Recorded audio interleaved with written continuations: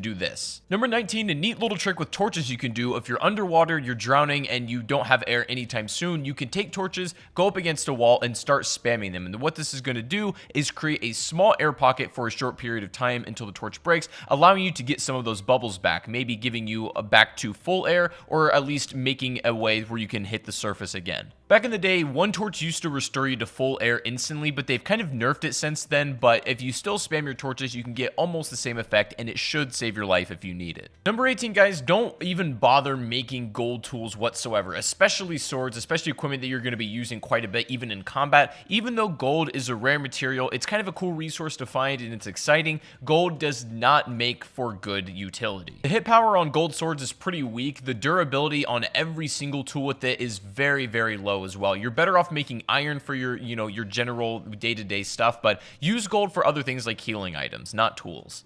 Number 17, guys, is going to be placing torches on the ground to help prevent mob spawns better. Now, when you're lighting up a cave, the way mobs spawn is just basically from the darkness. And so if you're able to light up the cave enough, that will prevent any mobs from spawning. However, the best way to do this, the most efficient way, is to have them on the ground where it carries the most light. You definitely can put them on the walls, and especially in really dark corners. Do what you got to do, but having them on the ground, lighting up a really nice pathway, is the best way to keep your cave safe. Speaking of mobs, number 16 is mobs cannot spawn on half slabs. This is just some useful information to know. They can essentially spawn anywhere except this, so use that information how you like. If you want to kind of maybe line something with safety on half slabs to prevent mobs from spawning, go ahead and do that, and I recommend it. Not something that's super practical, but it's definitely good information just to keep in the back of your mind if you ever need it. Tip number 15, when getting familiar with the different enchantments, there's one in particular you might like, which is called Silk Touch, and this allows you to mine an exact block without breaking it. So for example, you could take a Silk Touch pickaxe and then mine a piece of glass without breaking it down, because otherwise if you just use a regular tool, the glass would shatter. But you can use Silk Touch to actually mine the block itself,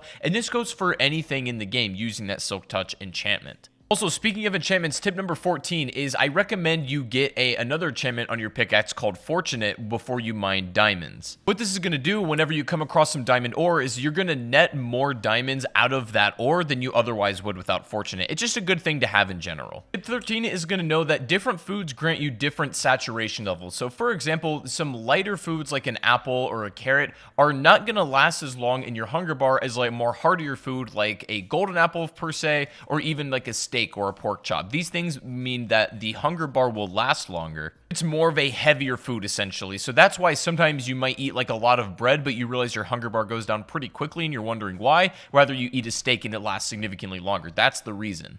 Tip number 12, if you're going to be growing sugarcane, which I recommend you do because it's a great resource, is to grow on sand. People claim that this is the best way and the fastest way to grow sugarcane, and the reason you want the resource is because sugar is not only an important ingredient in making cakes, but it's also really good for trading with villagers, as oftentimes that's what they want. Having a block of sand in contact with water, maybe near your house or by your farms, is probably the easiest way to go about it. Number 11 is keeping your hotbar organized. This is important, and there's no really right way to do it. You do whatever feels comfortable to you, but for me, I like to keep my sword in my first slot, either my pickaxe or my bow in my second, and then my shield in my third, torch in my fourth, water bucket in my fifth, and then my food in my sixth, and just whatever miscellaneous stuff you might have. But you can organize it however you like and whatever you're comfortable with, but make sure that you can get to anything you need in a moment's notice. Number 10, if you're struggling with Endermen, a really good thing to do is just put that water bucket in front of you. Endermen normally calm down if they're submerged in water, but if one is just being pesky and you're having trouble fighting them off, instead of getting close enough to use your sword and then you kind of put yourself in danger, just simply putting a water bucket down over and over again will cause them to go away and then take damage over time. They really don't like water, so if you surround yourself with water, you make it a lot harder for them to get actually up to you. Probably the best defense you can have against these guys.